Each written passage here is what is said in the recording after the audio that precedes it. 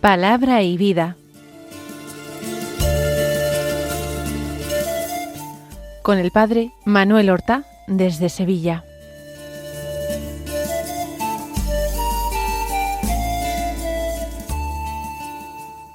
En el nombre del Padre, y del Hijo, y del Espíritu Santo. Amén. Alabados sean Jesús y María. Muy buenos días, queridos amigos, oyentes de Radio María y seguidores del programa Palabra y Vida. Hoy es el lunes de la 14ª semana del tiempo ordinario. Este lunes es 6 de julio. La Iglesia celebra en este día la memoria de Santa María Goretti, una santa muy joven y una santa del siglo XX. Nació en el seno de una familia muy pobre. Nació en 1890, en Corinaldo, en la región italiana de las Marcas. Quedó huérfana de padre muy pronto, siendo muy pequeña, y la familia estaba privada del único que la sustentaba, que era el padre, y tuvo que marcharse hacia el sur de Roma, las marismas del Agropontino, un lugar cercano a Neptuno. Allí trabajaban en las marismas, en una tierra insalubre con mucha malaria. Ella se ocupaba de las tareas domésticas porque era una niña muy debilucha, seguramente mal alimentada, y mientras su madre trabajaba ella quedaba en casa y cuidaba de la casa y se encargaba de faenas domésticas. En 1902 ella todavía no había cumplido 12 años, debería cumplirlos, pero tenía todavía 11 años. Y encontrándose sola en la casa, un muchacho llamado Alessandro Serenelli, pues intentó abusar de ella, intentó violarla. Y María se resistió con todas sus fuerzas, y el otro, viendo que no podía doblegar su resistencia, la agredió con un punzón, provocándole una herida que le provocó la muerte muy poco después. Pero así como todos la consideran un mártir de la castidad, y así se afirmó incluso en su beatificación y canonización, a mí me parece que hay otra virtud que sobresale en María Goretti, porque al fin de cuentas la resistencia ante una violación podía haberse producido por otros motivos, no simplemente por su fe, pero ella fue llevada todavía con vida al hospital, allí falleció. Y antes de morir, pronunció unas palabras que están totalmente documentadas ante testigos. Ella dijo en el hospital, aquella niña ya moribunda, que perdonaba de corazón a Alessandro y que ella querría que un día pudiera estar con ella en el cielo. Grandeza inmensa de corazón.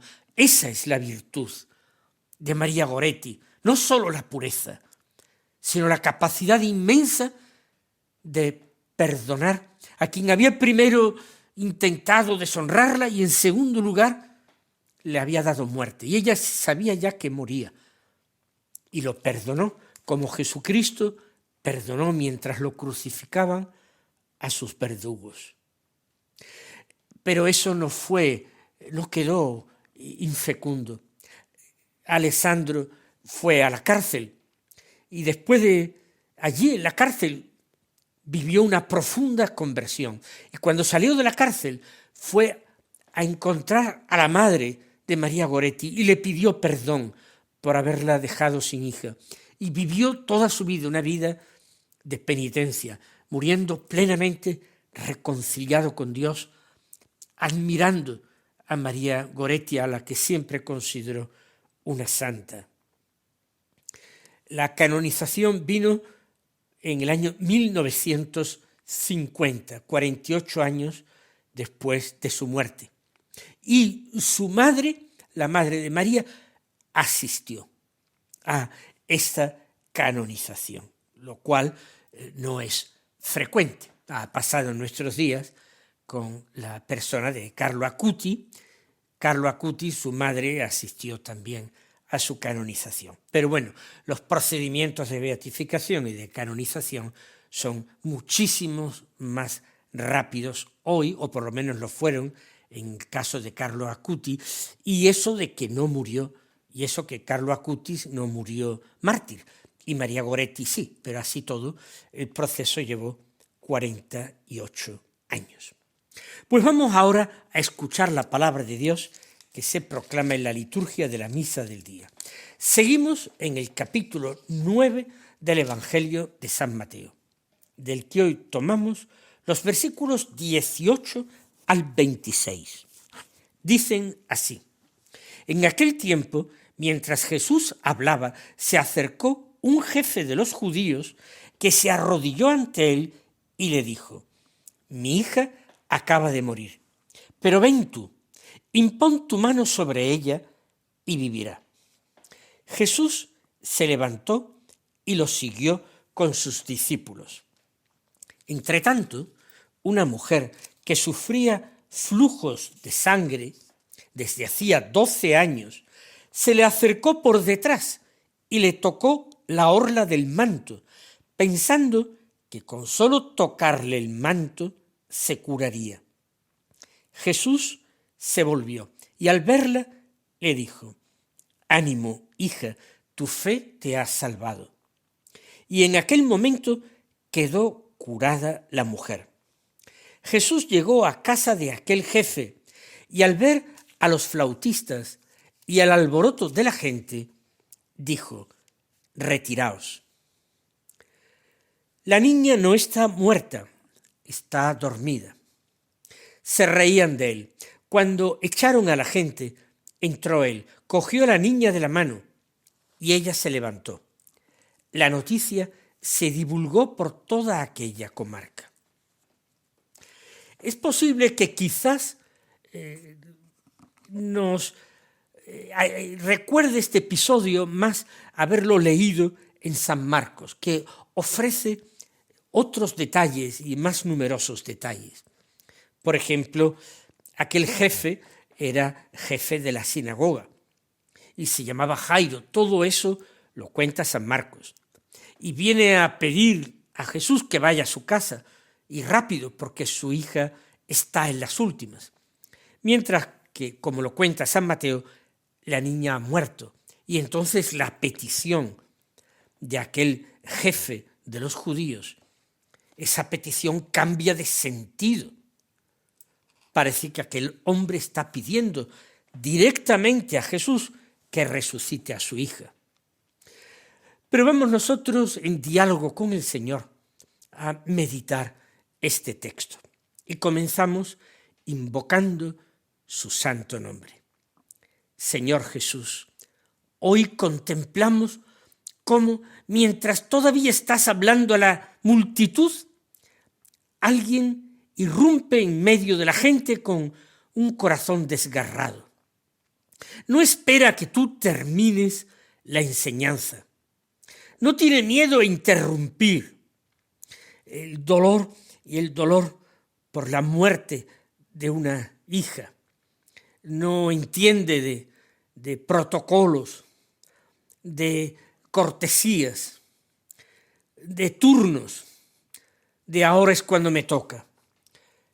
Aquel padre corre hacia ti porque solamente en ti piensa que tiene una esperanza. Nos impresiona que aquel hombre, un jefe de los judíos, nosotros sabemos que era jefe de sinagoga, acostumbrado a ocupar un lugar de prestigio, un lugar de honor en la sinagoga, ejercer una autoridad, sin embargo, no tiene reparo en arrodillarse delante de ti. Se arrodilla, es una postura de profunda adoración. Y de alguna manera, si la niña ha muerto, lo que está pidiendo a Jesús es algo sobrehumano. Se arrodilla ante ti, Señor, porque tiene fe, es sin lugar a dudas, pero también porque el dolor vence al orgullo, lo abate, lo echa a un lado. La necesidad abre nuevos caminos que a veces una situación de comodidad y de bienestar cierra. También, Señor, nosotros queremos aprender a postrarnos ante ti, a arrodillarnos en tu presencia, con la humildad de quien sabe que solo tú tienes palabras de vida eterna. Examinemos nuestra conducta. Señor, haznos caer en la cuenta. ¿Cómo vivimos la reverencia hacia tu persona en la iglesia, ante el sagrario, en la consagración de la Santa Misa? Si tenemos posibilidad física, quiero decir, nos arrodillamos ante tu presencia, doblamos la rodilla ante el sagrario, nos arrodillamos durante la consagración en la Santa Misa. ¿Nos falta fe o nos sobra orgullo? Aquel hombre dijo: mi hija acaba de morir, pero ven tú, impón tu mano sobre ella y vivirá. Señor Jesús, qué inmensa era la fe de aquel hombre, porque humanamente todo había terminado. Ya estaban los flautistas y plañideras en la casa para trabajar, colaborar en el funeral por la niña. Aquel hombre no está pidiendo una curación puesto que ha muerto, está pidiendo una resurrección. Se atreve a esperar cuando toda esperanza humana parece más que extinguida. También, Señor, nosotros conocemos situaciones que nos parece que son irreversibles. Personas, por ejemplo, que están muy alejadas de ti, que viven en pecado, familias que están divididas, vocaciones que no han terminado de cuajar o que se han vuelto desencantadas después de experimentar esa vocación de entrega y de consagración. Enfermedades incurables, pecados que parecen haber vencido en nuestra vida porque somos incapaces de resistirnos a ellos. Jesús, hoy te lo pedimos, enséñanos a creer que donde nosotros decimos es imposible, tú comienzas a escribir la palabra milagro. Tú eres capaz de darnos aliento.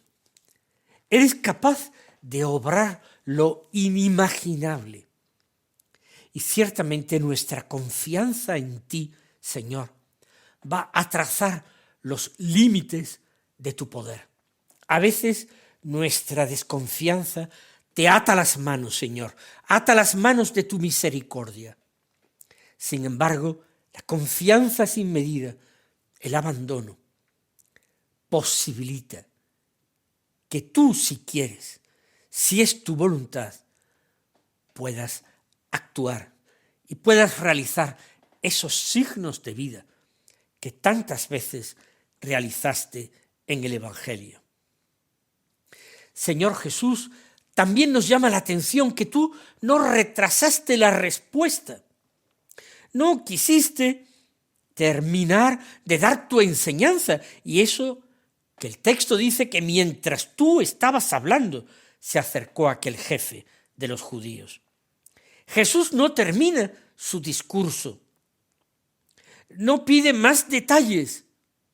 Jesús se levantó y siguió a aquel hombre. Y los discípulos te siguieron a ti, Jesús. Qué hermoso, Señor, pensar que es el mismo Dios que se pone en camino para encontrarse con el dolor humano. Señor, tú no permaneciste distante, no te refugiaste en tu misión, que era una misión sobrenatural. Caminaste por aquellos senderos llenos de polvo de Galilea, buscando nuestras enfermedades, nuestras heridas, nuestras muertes, nuestros sufrimientos. En aquellos caminos rodeado de discípulos, de pueblo en pueblo, de aldea en aldea, cruzando trigales u olivares. Allí, Señor, tú perseguías, no simplemente darte a conocer. Tú perseguías responder a la fe que tantos ponían en ti. Pero el camino, Señor, se interrumpe, porque aparece de repente una mujer que llevaba 12 años sufriendo hemorragias, pérdidas de sangre. Según la ley de Moisés, aquella enfermedad la hacía impura. Y impura de una manera ritual, legal. Durante 12 años había vivido en estado de impureza, sin poder pisar la sinagoga, cuyo jefe es aquel que acaba de perder una hija.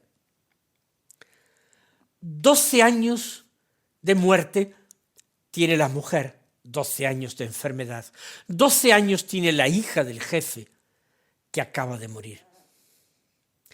Esa mujer no era tocada por nadie para no incurrir en impureza. Seguramente nadie la abrazaba, nadie estrechaba su mano. Su enfermedad no era simplemente aquella dolencia física, era también la soledad, el aislamiento. Señor Jesús, cuántas personas hoy día, quizás cerca de nosotros, viven también ese tipo de marginaciones, enfermedad, ancianidad, abandono, esas pobrezas invisibles, esas minusvalías frustrantes, o personas heridas por el pecado, por el rechazo de los demás, que se refugian en una actitud de negación de Dios, de ateísmo o de agnosticismo.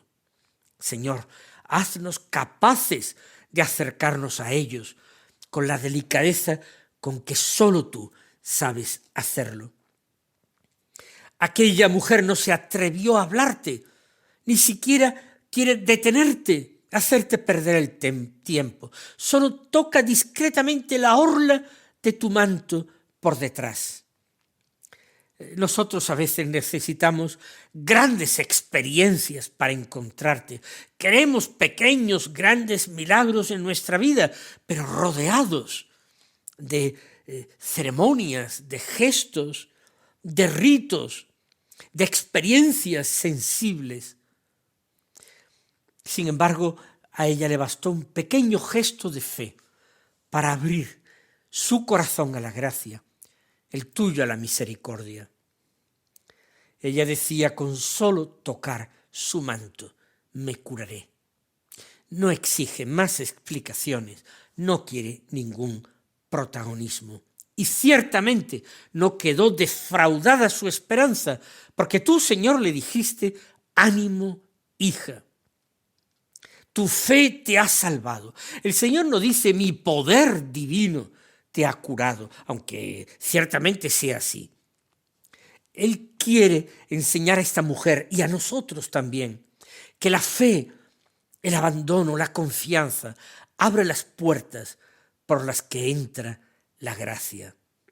Y después llegaste, Jesús, a la casa del jefe de la sinagoga. Y ahí está ya preparado todo para el funeral, con los flautistas contratados y las plañideras también contratadas para expresar ruidosa y visiblemente el dolor. La casa está llena de ruidos, de lamentos. Todos, por supuesto, dan por sentado que la muerte tiene la última palabra. Nosotros también vivimos rodeados de voces que nos anuncian desesperanza, pesimismo, derrota. Vivimos malos tiempos, afirmamos, la situación es un desastre. Pero tú entonces dijiste lo que nadie esperaba. La niña no está muerta, está dormida. Y lógicamente, Señor, los presentes se rieron de ti porque no tenían fe.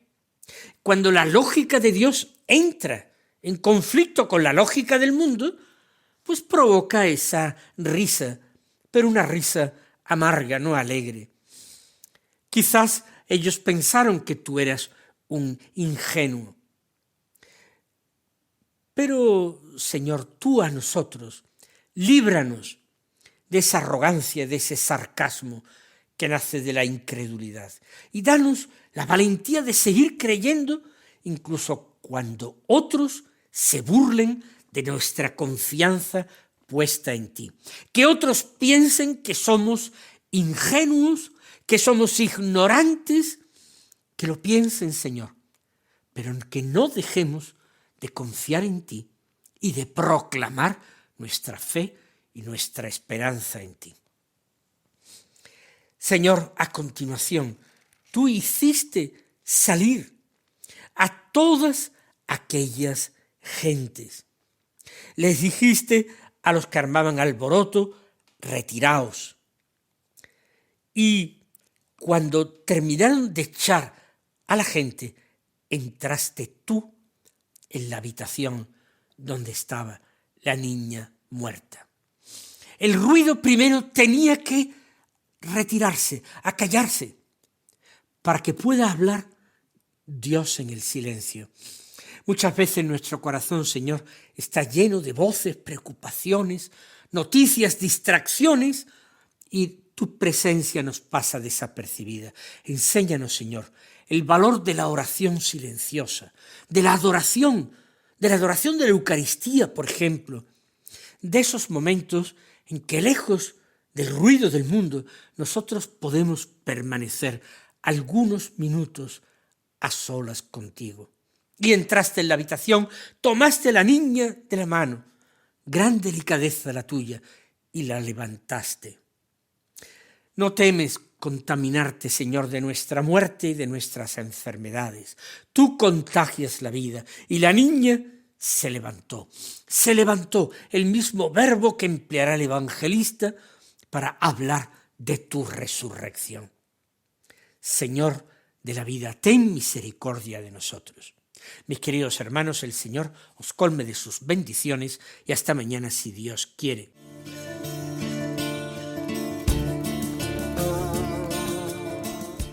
Han escuchado en Radio María Palabra y Vida, un programa que dirige el Padre Manuel Horta.